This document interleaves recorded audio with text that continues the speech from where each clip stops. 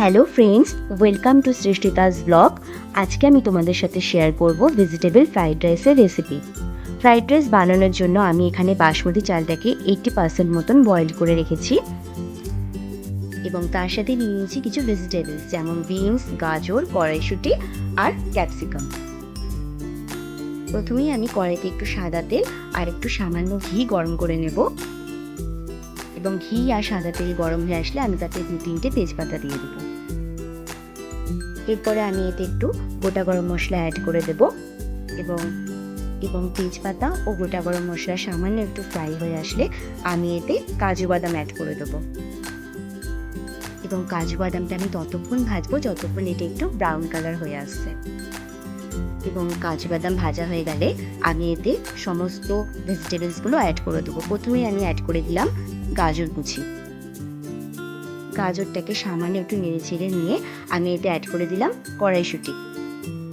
কড়াইশুঁটি আর গাজর সামান্য একটু নেড়ে চেড়ে নিয়ে আমি এতে অ্যাড করে দেবো বিনস কুচি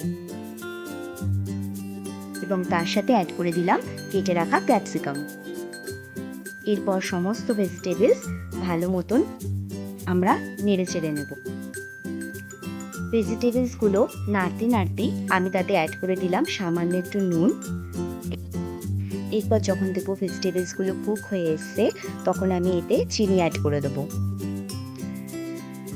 এরপরে আমি ভেজিটেবলসগুলো ভালো করে একটু নেড়ে চেড়ে নেব। ভেজিটেবলসগুলো ভালো করে ফ্রাই হয়ে গেলে আমি সেদ্ধ করে রাখা বাসমতি চালের সাথে ভেজিটেবলসগুলো ভালো করে মিশিয়ে নেব। এরপরে আমি স্টেপ বাই স্টেপ প্রথমে একটু রাইস, তারপর একটু ভেজিটেবলস, এইভাবে ভালো মতন মিশিয়ে নেব।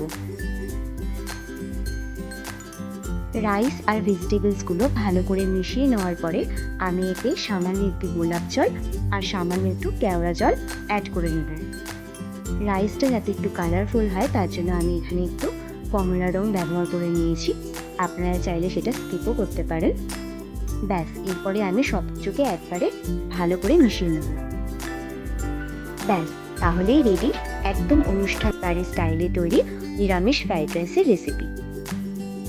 আমার বানানো ফ্রাইড রাইসের রেসিপি যদি আপনাদের ভালো লেগে থাকে তাহলে অবশ্যই একটা লাইক, কমেন্ট আর চ্যানেলটিকে সাবস্ক্রাইব করে দেবেন। ধন্যবাদ।